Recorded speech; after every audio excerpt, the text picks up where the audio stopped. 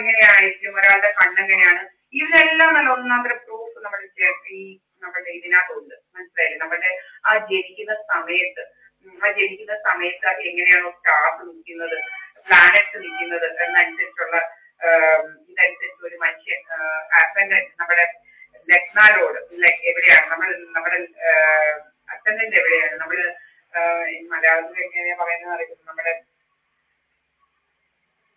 ഇപ്പം നമ്മള് Aries ascendant അങ്ങനെയൊക്കെ ജനിക്കുമല്ലോ. ഞാൻ ലിബ്ര അസെൻഡന്റ് ആണ്, സെവൻ ലിബ്ര അസെൻഡന്റ് ആണ്. അപ്പൊ ലിബ്രയിൽ രാഹു നിൽക്കുന്നുണ്ട്. അപ്പം അങ്ങനെയുള്ളവരുടെ കണ്ണുകളൊക്കെ ഭയങ്കര അട്രാക്റ്റീവ് ആയിരിക്കും എന്നാണ്. അത് സത്യമാണ്. നമ്മുടെ കണ്ണ് നോക്കിയാൽ അറിയാം. പക്ഷെ ഇവര് നമ്മുടെ കണ്ണിന്റെ ഷേപ്പ് കളയുക, നമ്മുടെ മുഖത്തിന്റെ ഷേപ്പ് കളയുക, അങ്ങനെയുള്ളവർ നല്ല വളരെ അട്രാക്റ്റീവ് ആയിരിക്കും എന്നാണ്. ബോഡി ഷേപ്പ്, ഹെൽത്ത് വൈസ്, അങ്ങനെ കുറെ കാര്യങ്ങളുണ്ട്. അതുപോലെ ഇത് നിന്നാലും നമ്മുടെ ഹൗസ് വെച്ചും ഇനി നമ്മുടെ ഈ ലിബ്ര ലോഡിലാണെങ്കിലും നമ്മുടെ ഇത് നിൽക്കുന്ന അനുസരിച്ച് പല കാര്യങ്ങളുണ്ട്. അതിലൊക്കെ നമ്മൾ നോക്കുമ്പോൾ വളരെ പെർഫെക്റ്റ് ആയിട്ടുള്ള കുണ്ടിയാണ് എൻ്റെത്. എന്ന് വെച്ച് കഴിഞ്ഞാൽ സണ്ണ് 11-ലാണ്. ഇപ്പൊ സണ്ണ് എന്ന് പറയുന്നത് വളരെ ഗുഡ് ലീഡർ ആവാനുള്ള പോസിബിലിറ്റീസ്, നല്ല ലീഡർഷിപ്പ് ക്വാളിറ്റീസ്, മറ്റുള്ളവർ പഠിക്കാൻ ഗ്രേറ്റ് നോളജ് അക്വയർ ചെയ്യാനുള്ള കഴിവുണ്ട്. അതൊക്കെ നമ്മൾ എടുത്ത് നോക്കി അറിയാം. ഗൂഗിളിനകത്ത് തന്നെ ചെയ്താൽ അവർ പറഞ്ഞുതരും. നമ്മളുടെ അത് നോക്കാൻ അറിയണമെന്നേ ഉള്ളൂ. ഇപ്പം ഒരാളിനാണ് കൂടുതൽ ഒരാൾ ഇങ്ങനെ പറഞ്ഞത് കുറച്ചും കൂടെ നമുക്ക് മനസ്സിലായി എങ്ങനെയാണെന്നുള്ളത്. അപ്പം ഇതൊക്കെയാണ് എങ്ങനെയാണ്. അപ്പൊ നമുക്ക് എനിക്ക് തന്നെ എന്നെ കുറിച്ച് അറിയാം നല്ലപോലെ. കളിക്കാണി വർത്താനം പറഞ്ഞ് പോകുന്നതിനെക്കാട്ടി നമ്മൾ നമ്മുടെ ടൈം യൂട്ടിലൈസ് ചെയ്യുന്നതാണ്. നിങ്ങൾക്ക് എന്റെ വർഷങ്ങളായിട്ടുള്ള യൂട്യൂബിനകത്ത് ഈ വീഡിയോസ് ഉണ്ട്. നമ്മൾ എന്താ ചെയ്യുന്നത്, നമ്മൾ എന്തെടുക്കുകയാണ്, നമ്മൾ എന്താണ് കേൾക്കുന്നത് എന്നൊക്കെയുള്ള തെളിവുണ്ട്. അല്ലാതെ ഇങ്ങനെ ഇതുപോലെ ഇങ്ങനെ അഭിനയിച്ച് കണ്ടവരെയൊക്കെ ക്ലാസ്സിലാക്കാൻ അഭിനയിക്കും ഒന്നും നടക്കുന്നതിന്റെ ഒരു തെളിവ് നിങ്ങൾക്ക് കിട്ടത്തില്ല. മനസ്സിലായി? നമ്മൾ എന്താണ് കുടിക്കുന്നത്, എന്താണ് കഴിക്കുന്നതിന് വരെ തെളിവ് സഹിതമുണ്ട്. ഇവന്മാരുണ്ടാക്കുന്ന ഓരോ കഥകളും നിലനിൽക്കത്തില്ല, കള്ളക്കഥകൾ. മനസ്സിലായി? ഓരോ കഥകളും നമ്മുടെ ബോഡി ഷേപ്പ്, നമ്മൾ എങ്ങനെയായിരുന്നു നമ്മുടെ രാവിലെ വൈകിട്ട് വരുന്ന ബോഡി ഷേപ്പിൽ ഡിഫറൻസ്, ഇതൊക്കെ ഉണ്ട്. അതുപോലെ നമുക്ക് ഇതുപോലെ കൈപ്പോസിസും പോളിയോസിസും ഒക്കെ എങ്ങനെയെങ്കിലും ഒക്കെ ഉണ്ടാക്കണമെന്നൊക്കെ ഉള്ള ഇതിലാണ് ഇവന്മാരൊക്കെ നടക്കുന്നത്. നമ്മുടെ പുറത്തോട്ടൊക്കെ ഈ ഇത് വെച്ച് അടിക്കുക, പല രീതിയിലാണ്. മനസ്സിലായില്ല? പിന്നെ പല കാര്യങ്ങളും ഇവ ചെയ്യുന്നുണ്ട്. പുറത്തിന്റെ ആ പെർഫെക്റ്റ് ഷേപ്പ് ഒക്കെ നമ്മുടെ 2024-ലും 25-ലും 26-ലും ഒക്കെ ഉള്ളതുണ്ട്. എന്നാൽ നമ്മളിങ്ങനെ അടിച്ച് നമ്മുടെ കൈപ്പോസിസും പോളിയോസിസും ഉണ്ടാക്കുന്നതൊക്കെ നമ്മുടെ ഫേസിന്റെ ഷേപ്പ്, നമ്മുടെ ഇവിടെ ഒന്നും ഒട്ടും ഇല്ല, നമ്മുടെ പോയിന്റഡ് ചിഹ്നാണ് ഇതൊക്കെ. അതെല്ലാം മാറ്റുന്ന ഇവരെ പോയിന്റഡ് ചിഹ്നം മാറ്റുന്നതിനൊക്കെയാണ് ഇവന്മാർ ഇവിടെ ഇങ്ങനെ അടിക്കും. അപ്പൊ ഇത് നമ്മുടെ ടാഗ് ചെയ്യുമ്പോൾ ഇത് നമ്മുടെ ഇവനൊക്കെ ആരാണ് നമ്മുടെ ഫേസ് ഷേപ്പ് ഒക്കെ മാറ്റാൻ? ഇവനൊക്കെ എന്ത് അധികാരമാണുള്ളത്? Who are these criminals actually? So I will tell everything. നമ്മുടെ അതുപോലെ പുരികത്തിന്റെ ഇത് നമ്മൾ ബ്യൂട്ടി പാർലറിൽ പോകുന്നേ ഇല്ല. ഒരു ഹെയർ പോലും ഇവിടെ എക്സ്ട്രാ നിൽക്കുന്നില്ല. ഇവിടെ പാടാണെങ്കിൽ എന്ന് വെച്ച് കഴിഞ്ഞാൽ ലേസർ അടിക്കുന്നതിന് ഇവന്മാരാണ് നമ്മുടെ പുരികം എടുക്കാനും നമ്മുടെ കൺവീലിയൊക്കെ പൊഴിക്കാനും ഒക്കെ. ഇവന്മാരാരാണ്? നമ്മുടെ 25-ലും 26-ലും 24-ലും ഒക്കെ ഉള്ള നമ്മുടെ കൺവീലിയുടെയും നമ്മുടെ മുഖത്തിന്റെ ഷേപ്പും ഇത്ര വയസ്സ് ഉള്ളതിന് നമുക്ക് നല്ല ഒന്നാമത്തെ സർട്ടിഫിക്കറ്റ് ഉണ്ട്. ഞാൻ കായംകുളം സെന്റ് മേരീസിലാണ് പഠിച്ചത്. 93 ബാച്ചാണ്. 93 batch 10th pass out 93 batch. നല്ല ഒന്നാമത്തെ സർട്ടിഫിക്കറ്റ് ഉള്ളതാണ്. 95-ലാണ് പ്രീ ഡിഗ്രി ജോയിൻ ചെയ്തത്. 12 NSS. ഇതിനെല്ലാം സർട്ടിഫിക്കറ്റ്സ് ഉള്ളതാണ്. മനസ്സിലായില്ലേ?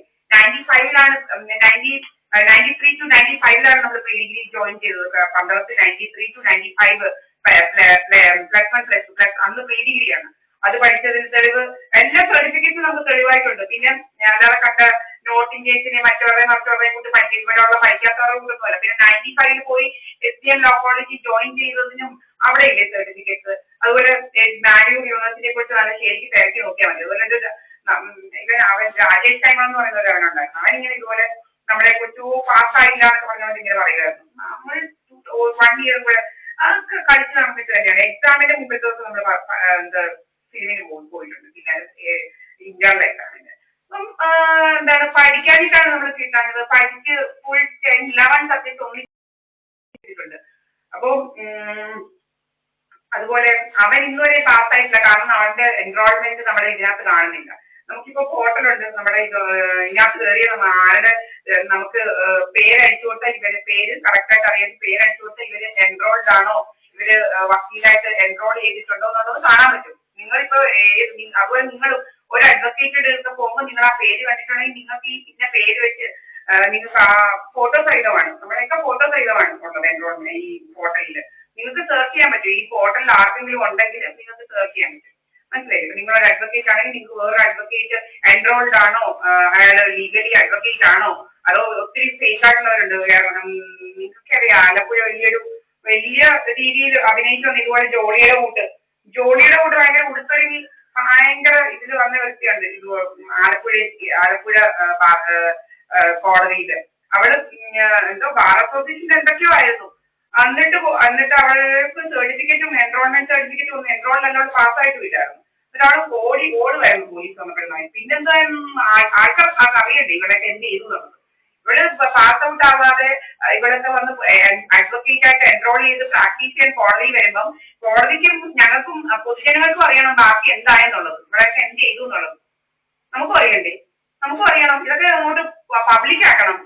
എല്ലാം രഹസ്യമാണ്. ഇവളുമാരെ കുറിച്ചൊക്കെയുള്ള ഈ കളറെ കുറിച്ചുള്ള കാര്യങ്ങളെല്ലാം രഹസ്യമാണ്. ഇവർ ഒത്തിരി ഫേക്ക് ആയിട്ടുള്ള ആളുകൾ ഇങ്ങനെ ഞാൻ അതാണ് ഞാൻ ഇതാണെന്ന് പറഞ്ഞ് നടക്കുന്നുണ്ട്. പക്ഷെ ബി കെയർഫുൾ ആക്ച്വലി. ഇപ്പൊ നമ്മളെ വിടാത്തതാണ്. നമ്മുടെ ജോബ് ലോസ് ഇൻഷുറൻസ് അടിക്കണമെന്നുള്ള രീതിയിൽ വിടാതെ നമ്മളെ വെച്ച് നമ്മൾ പോയാൽ നമ്മളെ ഉപദ്രവിപ്പിക്കുക. പല വേദനകളാണ്. നമ്മളൊരു സീനിയറിനെ കണ്ടുപിടിച്ചാൽ ഒക്കത്തില്ല. അങ്ങനെ പല രീതികളുമായിട്ട് നടക്കുകയാണ്.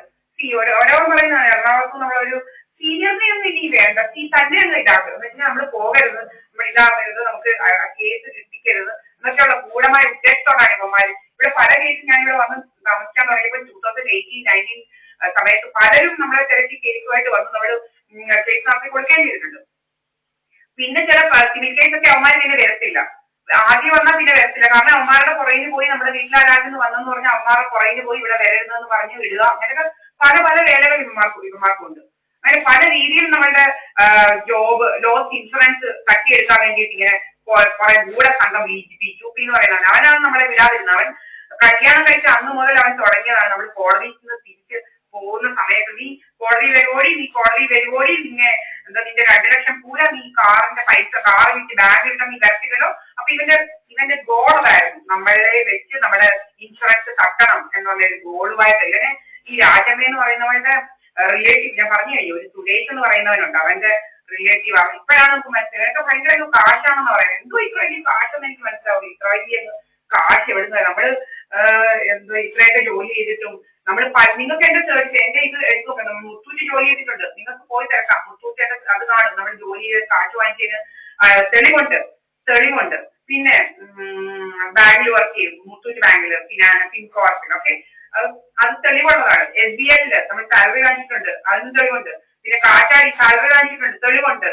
പിന്നെ പലയിടത്ത് ട്രാൻസ്ക്രിപ്ഷൻ ചെയ്തിട്ടുണ്ട്, തെളിവുണ്ട്.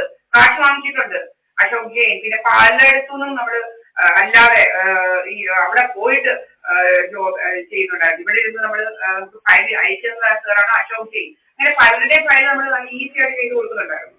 ഇതെല്ലാം നമ്മളുടെ ജോബ് ഇങ്ങനെ കളയുക, നമ്മളെ പല രീതിയിൽ ഉപദ്രവിപ്പിക്കുക. അങ്ങനെ നമ്മൾ ജോലി ചെയ്ത് കാശ് ഉണ്ടാക്കരുത്. നമ്മൾ കാനഡയിൽ വിസയ്ക്ക് കൊടുത്തത് ഇങ്ങനെ പല രീതിയിൽ ഫയൽ ചെയ്യാനാണ് എല്ലാം റെഡി ആയിട്ടുണ്ട്. അപ്പൊ ഇങ്ങനെ പല രീതിയിലാണ് നമ്മുടെ പുറകിൽ ഇവന്മാർ നടക്കുന്നത്. നമ്മളെ വെച്ച് കാശ് ഉണ്ടാക്കാനായിട്ട് ജോബ് ലോസും അങ്ങനെ പല രീതിയിൽ നമ്മളെ ഉപദ്രവിച്ച് നടക്കുകയാണ് ഇവന്മാർ ഈ കള്ളക്കൂട്ടങ്ങൾ. പിന്നെ നമ്മൾ ഇവിടെ ഇരുന്നാലും നമ്മൾ വല്ലോടത്തും ഇന്ന് രാവിലെ തൊട്ട് അണ്ടർ കൺസ്ട്രക്ഷൻ ചെയ്യുന്ന ഒരു നീല ഷർട്ടും ഒരു കസവും മുണ്ടും ഒക്കെ ഉള്ളിങ്ങായിട്ട് ഈ സുബ്രഹ്മണ്യം എന്ന് പറയുന്നത് രാവിലെ തൊട്ട് ഫോണിനകത്ത് ഇരിക്കും. അവന് 19 വയസ്സായി. വേറെ ഒരു പണിയില്ല അവന്.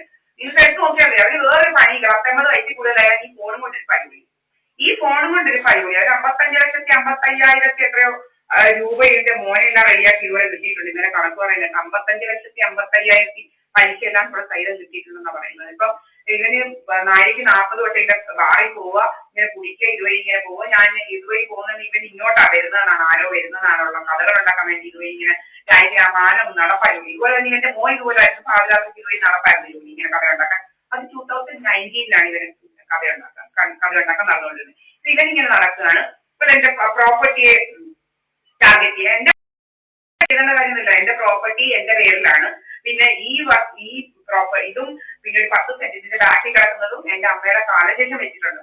എന്റെ അമ്മയ്ക്ക് ആർക്കും ഒന്നും കൊടുക്കാൻ പറ്റില്ല. കാരണം എന്ന് വെച്ച് കഴിഞ്ഞാൽ ഇത് സെറ്റിൽമെന്റ് ഡീഡാണ്. സെറ്റിൽമെന്റ് ഡീഡ് ഇവിടെ പ്രീരാജ് പണിക്കർ എന്ന് പറയുന്ന അവൾക്ക് പന്തളത്ത് 1 ഏക്കർ ഏകദേശം 65-70 സെന്റ് സ്ഥലം കൊടുത്തിട്ടുണ്ട്. 1 ഏക്കർ 75 സെന്റ് സ്ഥലം. എനിക്കും 1 ഏക്കർ 46 സെന്റ് സ്ഥലമേ കിട്ടിയിട്ടുള്ളായിരുന്നു. അതനുസരിച്ച് മനസ്സിലായി 7 14 സെന്റിമീറ്റർ